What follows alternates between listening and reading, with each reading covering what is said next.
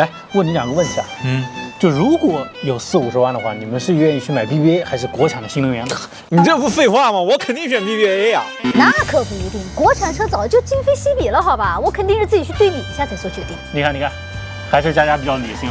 不过现在有很多人买车呢，其实和你们俩想法是一样的，对吧？所以今天我觉得我们可以来一个比较有意思的对比，我们就拿奔驰E级、宝马5系2个传统的豪华品牌，然后咱们再拿一台最近的网红新车，像享界 S9国产新能源，咱们就来做个对比，看到底谁的实力更强一些，谁能够给到消费者更多的豪华感，怎么样？可以，我看没问题，没问题。 OK， 走。这3台车的车身尺寸数据呢，我就直接打在屏幕上。5系的车身长度和轴距呢都是最长的，享界 S9车身呢是最宽的，奔驰 E 级呢相对更窄更短一些。我们体验的第一个场景呢，就是一个商务用车的场景啊。现在前面是我们请的司机杨乐，你就在前面好好开车就可以了。佳佳，你现在坐的就是一个老板座的位置，我今天就当一个工具人啊，兄弟们，卷尺就带了，然后待会儿我会测量3台车它们的内部空间的数据。虽然以前说啊，开宝马坐奔驰啊，但是这一代5系完全不一样了，现在是开宝马坐宝马，知道吧？哎，老板座的，佳佳你先说，坐起来体验怎么样？说实话，这个老板的尊贵感，我是一点儿也没有体验到。老板的尊贵感没有？对啊，你看这个老板键没有吧？还有电动座椅也没有吧？没法调节啊。而且我们这个还不是一个低配，是一个530的车型。另外还有一个很重要的配置，就是这个后排的遮阳帘还有隐私玻璃，这个也没有哎，我不能接受，不能接受。那这个后排的座椅通风加热总得有吧？不好意思，也没有，但还没法选。不过前排座椅有通风加热。那说白了，这后排的尊贵感那就是一点儿也没有呗。来，带你们看看什么叫行政级 C 级车。首先啊，这个奔驰 E 它前排座椅的通风加热它都有，跟5系是一样的。那在这个中高配上面，它后排也有电动调节，而且它的靠背和腿托它都是能调的。都可以调的。对，还有一个就是副驾老板键也没落下。第2排座椅呢是有加热的，但是通风得选装一下。而且在顶配上面啊，它这个后排的隐私玻璃呀、双层隔音玻璃呀、遮阳帘，它都是给你配上的。不过我有一个问题。就是既然是商务用车，既然是老板坐在后排，那难免会路上临时办公啊，或者改个什么东西，那你笔记本往哪放呢？实在不行就放腿上嘛，反正5系也没有小桌板，对吧，杨乐？那倒也是啊。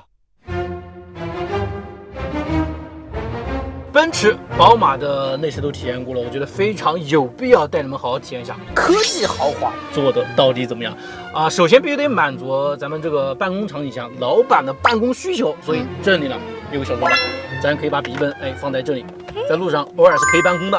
可以。那当然，办公累了怎么办呢？必须得安排。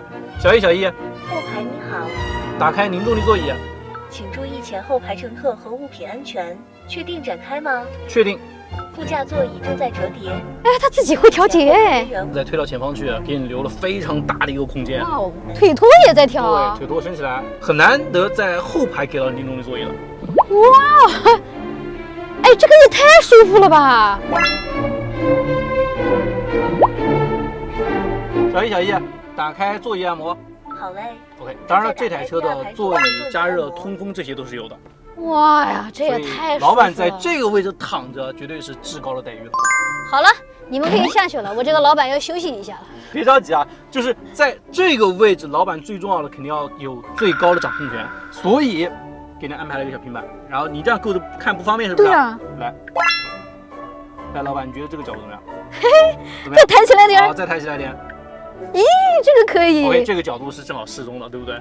然后在这块屏幕上，基本上啊，像空调、座椅、窗户、窗帘、音乐、电影，所有东西都可以操控。反正老板的掌控权是最高的。奔驰 E 的顶配是有手动遮阳帘了，对。然后这台车展示一下，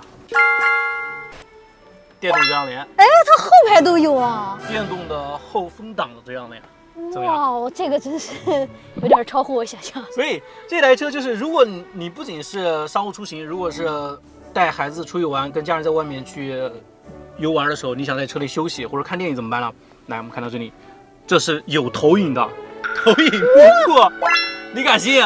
这能看电影啊！对，把电影院的这一套东西给你搬进来了。太溜了，太溜了！哎，这投影还挺清楚的嘞。对，因为它所有的遮阳帘全部都给你关掉之后，其实车内的光线会做得非常棒。当然了，你不仅可以在车内去看电影啊，如果是老板办公的话，你也可以把 PPT 扣在上面，非常方便。那如果车内看电影的话，怎么能少了一些零食饮料呢？对不对？对啊。所以我给你准备了，这里是冰箱啊，冰饮料。这个位置竟然是个冰箱。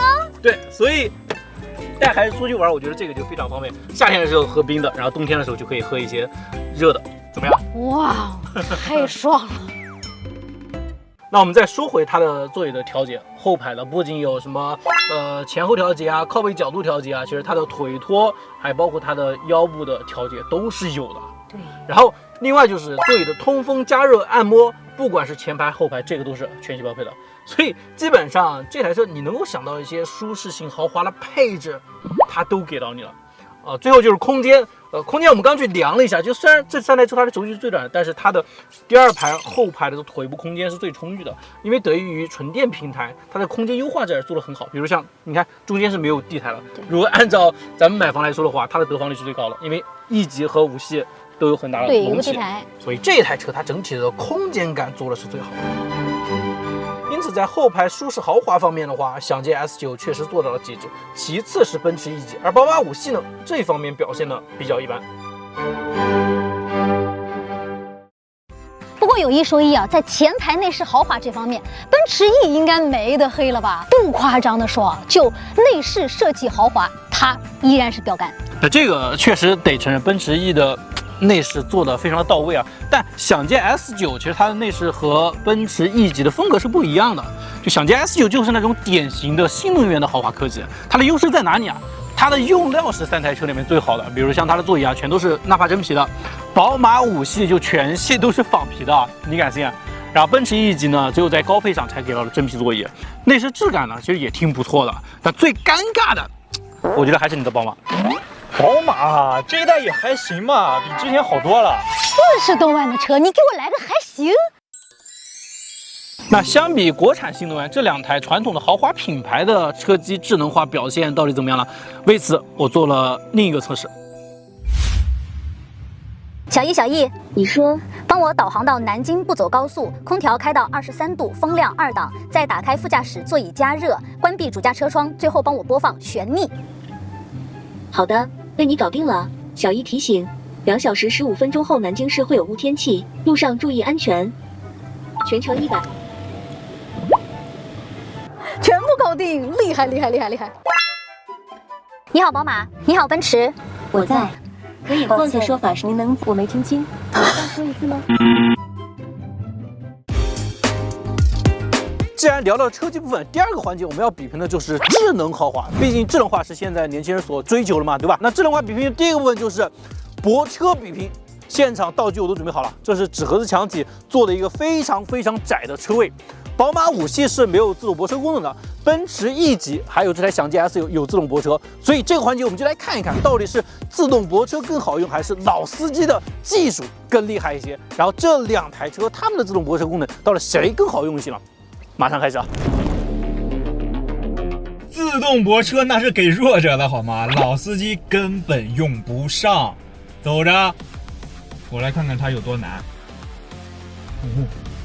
这车位确实有点窄啊，挺考验我技术的。应该勉强可以吧？哦，不行，留大了。你就这摄像头里面看啊，这车位多窄啊！我的天。哦，刹停了，他不给我走了。这倒车影像都畸变了，我的天，我还得再调一把，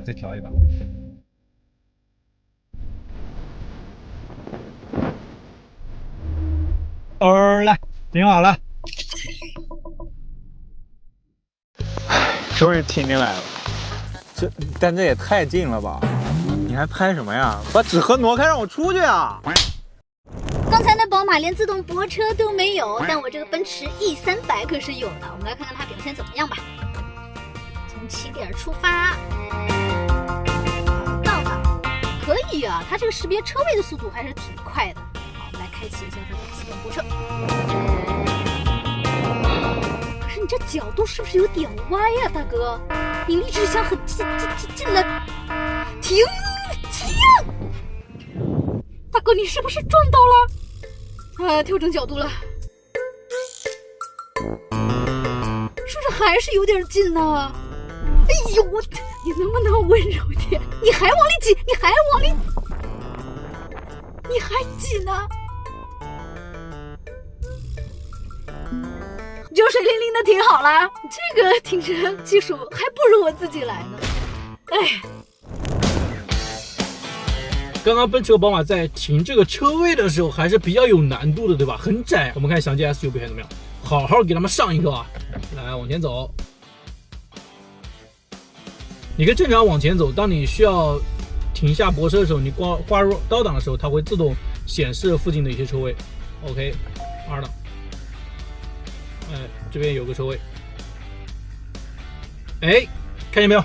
中间这个车位它居然识别到了，然后我们直接点离车泊入，哎，这样咱们就不用像他们那么尴尬了，对吧 ？OK。请带好手机和车钥匙，下车后关好车门，车辆将自动泊入。交给你了。开始泊车，注意环境安全。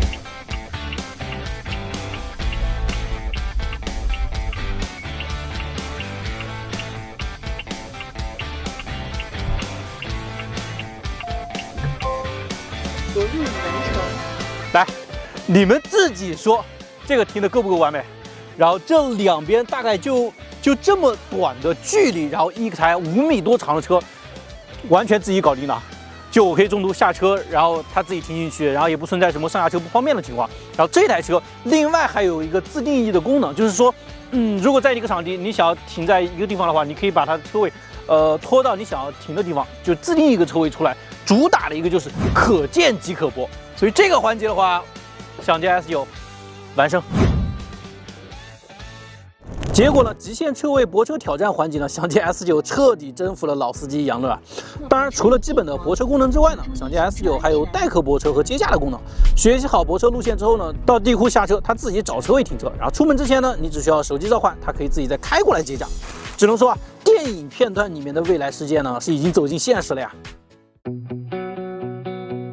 除了泊车之外呢，另外还有一个不得不提的点就是智驾。宝马5系全系都是没有城市和高速智驾的，然后它只有最基础的 L2 级别的驾驶辅助系统。然后奔驰 E 级，我们这台 E300上面是搭载有没有激光雷达的高速智驾的，城区智驾没有。那想见 S9呢是搭载了目前华为最新的带有激光雷达的无图智驾系统 ADS 3.0，全国都能开的。那这一套智驾系统呢，也是目前行业内算公认的最好用的系统之一吧，甚至都没有之一。所以接下来这个环节呢，我就开这一台想见 S9带大家来体验一下目前国内最牛的智驾系统的表现到底怎么样。咱们换个地方。OK， 现在智驾已经开启了，我们在芜湖长江大桥上面。这台车用的是192线程的激光雷达，所以它是一个多融合感知这么一个方案。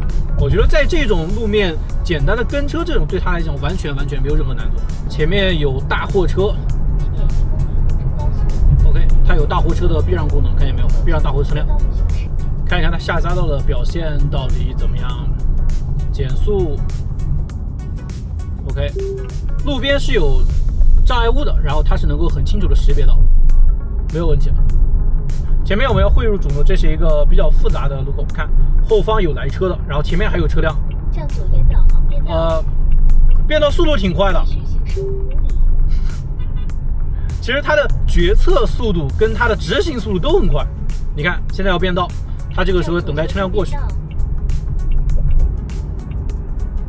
OK， 还避让一下这台车，因为前面有这辆大货车在这，速度比较慢，所以它要自己超车变道。然后变道过程当中遇见了这台车进行加塞，然后它做了一个规避的动作。其实我发现了一个点，就是这台车它在处理像别人加塞进去啊，或者是有车辆可能要加塞进来，或者面对一些加速减速路况下，它并不会有那种特别突兀的动作，反而是整个动作刹车啊、油门啊都是比较柔和的。我觉得这个甚至要比很多老司机处理的都更加舒服一些，这一点体验真的很棒，而且也很重要。向左超车变道。OK， 超车变道。前面车真的开得太慢了，自己超车。如果是我的话，我也会这么做。加油变道，变道。他刚刚在变道的时候，这里有一个摩托车，然后他在变道过程中，然后又进行了一次避让。哎，前方有一辆打双闪的车辆，看他怎么处理。哎，看见没有？绕过这个停的车辆，然后再次变道过来，说明他对于前面的障碍物或者停车这种探测的距离很远了，而且他能够很早的做出一个避让的动作。这个右转车道，这个右转会比较大，而且没有那种很明显的道路线，看见没有？啊，这一节完全没有道路线，但是它的速度很快啊，跟车速度很快。然后进入到最左侧的车道，最后咱们就是一个掉头弯，看它的表现怎么样。哇，就这么过来了！哇，就这么过来了！哇，其实这个掉头并不是特别的宽敞，然后他就这么一把掉头过来了。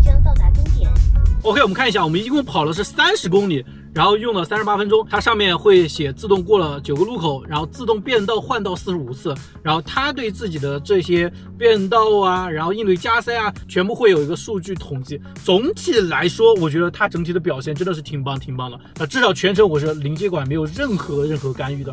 然后不管是掉头啊、变道啊、超车啊，还有对行人避让这些，它通通处理得非常的丝滑。哇，真的不敢想象。最后一个环节呢，跟大家来聊一聊安全方面嘛，毕竟安全才是最大的豪华。这3台车在被动安全方面表现都挺不错的，比如他们的气囊数量都挺多的。奔驰 E 级呢要多出了主驾驶的吸附气囊，然后享捷 S9 多出了后排的侧气帘。另外再说说主动安全这一块，奔驰和宝马这2台车呢，它们都有主动刹车以及前向的防碰撞预警。宝马5系呢要比奔驰 E 级多了开门预警。那享捷 S9 主动安全这一块表现的会更加全面一些，它搭载了目前行业内首个全向防碰撞的系统 CAS 3.0， 然后这套系统像什么前向、后向、侧向的这些防碰撞功能全都给配齐了，就连像误踩、加速踏板它都给到你了。这套系统到底有多安全？我说个数据大家就明白了，就是鸿蒙智行的车辆搭载这套系统呢，目前已经避免了可能发生碰撞的次数已经达到56万次，非常的夸张吧？那除此之外，在机械素质上面的话，享捷 S9 配有连续可变阻力减震器以及空气弹簧。另外，这台车还有3秒级的加速性能，这个是这2台传统的豪华燃油品牌车型呢给不到的。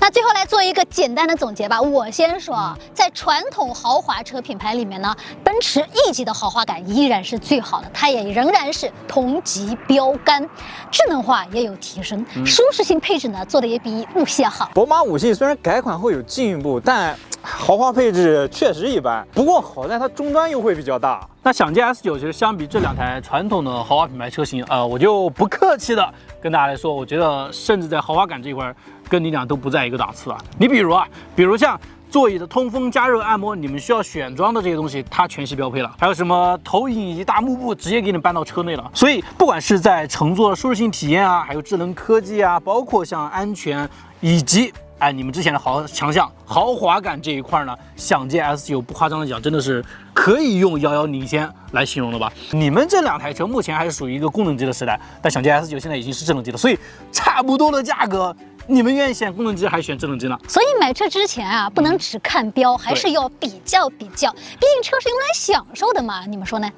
我觉得可以。那我还是选奔驰 E，毕竟那个车标好看啊。你就嘴硬吧。